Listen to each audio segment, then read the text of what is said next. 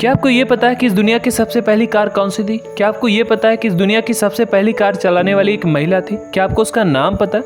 क्या आपको ये पता है कि इस दुनिया का सबसे पहला पेट्रोल पंप कौन सा है? आज के इस वीडियो में हम यही सब जानने वाले हैं, इसलिए वीडियो को लास्ट तक देखिए। आई गारंटीड कि आप बहुत ज्यादा इंस्पायर्ड होंगे। दोस्तों, आप लोगों ने अक्सर ये लोगों से सुना होगा कि गाड़ी चलाना औरतों की बस की बात नहीं, पर क्या आप ये जानते हैं कि इस दुनिया की पहली गाड़ी एक औरत ने चलाई थी, जिनका नाम बर्था बेंज था, जो कि मर्सिडीज बेंज के फाउंडर कार्ल बेंज की वाइफ थी। दोस्तों, इस वीडियो को बनाने का मकसद वुमेन एम्पावरमेंट को बताना है, जिससे बहुत सारी वुमेन शायद इंस्पायर हो सकती है। ये कहानी है बर्था बेंज की, जिन्होंने दुनिया की सबसे पहली कार चलाई। अब आप कहोगे इसमें कौन सी बड़ी बात है यार, कार तो सभी चलाते हैं। दोस्तों, ये बड़ी बात इसलिए है क्योंकि जब बर्था बेंज ने ये गाड़ी चलाई थी तब औरतों को यूनिवर्सिटी में पढ़ने तक की परमिशन नहीं थी। ये कहानी शुरू होती है 1885 में, जब जर्मन इंजीनियर कार्ल बेंज ने मोटर वैगन नाम से दुनिया की सबसे पहली कार बनाई। ये कार बिल्कुल किसी घोड़े गाड़ी जैसा ही होती थी, फर्क बस इतना होता था कि इसमें घोड़ों की जगह एक तीसरा पहिया होता था, बिल्कुल किसी रिक्शे की तरह। इस गाड़ी को हॉर्स की जगह एक 2.5 हॉर्स पावर के इंजन से ताकत मिलती थी। इस गाड़ी में 1 लीटर 954 सीसी का सिंगल सिलेंडर इंजन लगा हुआ था, जो कि लगभग 2.3 हॉर्स पावर की पावर जनरेट करता था। अगर इस गाड़ी के इंजन का कंपेयर आज की आल्टो K10 से की जाए, जिसका भी इंजन लगभग सेम ही है, तो ये इस गाड़ी से लगभग 25 से 30 गुना ज्यादा पावर डिलीवर करती है।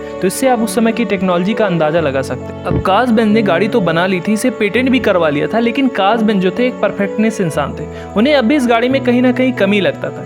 इसी वजह से शायद वो इसे दुनिया के सामने नहीं ले जाना चाहते थे, और शायद इसी वजह से दुनिया को इस बारे में पता भी नहीं चल पा रहा था। लेकिन उनकी वाइफ बर्था बेंज, जो कि कार्ल की तरह एक इंजीनियर तो नहीं थी, लेकिन उन्हें कारों के बारे में बहुत ज्यादा इंटरेस्ट था। एक दिन जब कार्ल बेंज सो रहे थे तो उन्होंने एक लेटर लिखा, और उनकी गाड़ी और दोनों बच्चे लेकर वो लगभग 100 किलोमीटर दूर अपने मायके चल देती है। रास्ते में बर्था बेंज को बहुत सारे प्रॉब्लम का सामना करना पड़ता था। जब उनकी कार का फ्यूल लाइन ब्लॉक हो जाता था, तब बर्था बेंज परेशान होने की बजाय आइडिया ढूंढती और पिन की मदद से उसे साफ कर दिया करती थी। जब एक बार बर्था बेंज की गाड़ी का इग्निशन सिस्टम खराब हो जाता है, तब वो परेशान होने की बजाय उस प्रॉब्लम का सॉल्यूशन ढूंढती हैं और अपने मोजे बांधने वाली पट्टी का इस्तेमाल करके उस इग्निशन फेल प्रॉब्लम को सही कर देती हैं। जब लोगों ने फर्स्ट टाइम बर्था बेंज को उस गाड़ी पे देखा तो लोग डर के भागने लगे। उन्हें लगा कि ये कोई भूत प्रेत है, क्योंकि इससे पहले उन्होंने कुछ ऐसा देखा ही नहीं था। इससे भी बड़ी जो प्रॉब्लम थी वो थी फ्यूल की। अब इस गाड़ी में कोई फ्यूल टैंक नहीं था और कार्बोरेटर में मात्र 4.5 लीटर फ्यूल की सप्लाई की जा सकती थी। उस समय कोई पेट्रोल पंप भी नहीं हुआ करता था। इस गाड़ी में जिस फ्यूल का इस्तेमाल किया जाता था उसे लिग्रोइन कहते थे, जिसे आजकल हम बेंजीन, पेट्रोलियम ईथर जैसे नामों से जानते थे, जिनका इस्तेमाल आजकल लेबोरेटरी में किया जाता था, जो कि उस समय केवल फार्मेसी की शॉप पे मिलती थी। बर्था बेंज ने अपनी गाड़ी को शहर के पास बेसलॉस टाउन की एक फार्मेसी पे रोका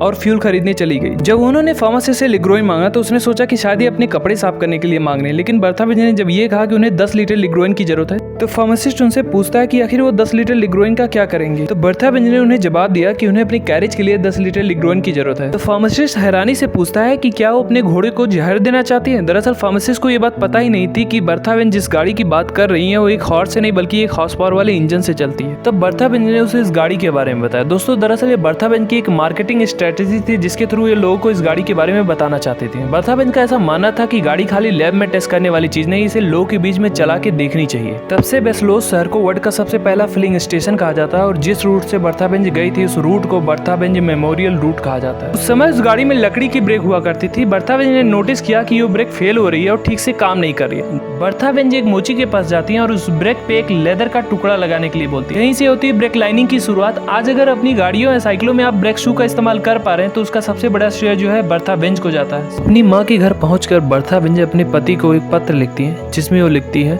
यात्रा सफल रही। ये स्टोरी सच में वुमेन एम्पावरमेंट को बताती है। जहां आजकल की लड़कियां अपनी बाइक का स्पार्क प्लग नहीं चेंज कर पाती, वहीं बर्था बेंज ने ब्रेक लाइनिंग जैसे महत्वपूर्ण चीज का आविष्कार किया। बर्था बेंज इंस्पिरेशन है उन सभी लड़कियों के लिए जो ये सोचती हैं कि स्पार्क प्लग चेंज करना तो मेरा काम नहीं है, ये तो मर्दों का काम है। आपने काम को बांट रखा, जबकि आप जानते हो कि बाइक या स्कूटी आप भी चलाते हो और मर्द भी चलाते हैं, तो फिर बांटना कैसा। मान लिया आप बर्था बेंज जैसा नहीं बन सकती, लेकिन एटलीस्ट इतनी नॉलेज तो हर लड़की को होना चाहिए कि उसे स्पार्क प्लग जैसी चीज बदलने के लिए किसी भैया का वेट ना करना पड़े। जी ने सही कहा कि एक सक्सेसफुल इंसान के पीछे एक औरत का हाथ होता है, और यहाँ कार्ल बेंज के सक्सेस के पीछे बर्था बेंज का बहुत बड़ा हाथ है। अगर शायद बर्था बेंज ने इस गाड़ी की मार्केटिंग ना की होती तो शायद मर्सिडीज बेंज इतनी बड़ी कंपनी कभी नहीं बन पाती। दोस्तों, क्या आपको बर्था बेंज की स्टोरी इंस्पायर करती है? Right in the comment box. और वीडियो पसंद आए तो लाइक कीजिए, और इसी वीडियो देखने के लिए हमारे चैनल को सब्सक्राइब कीजिए।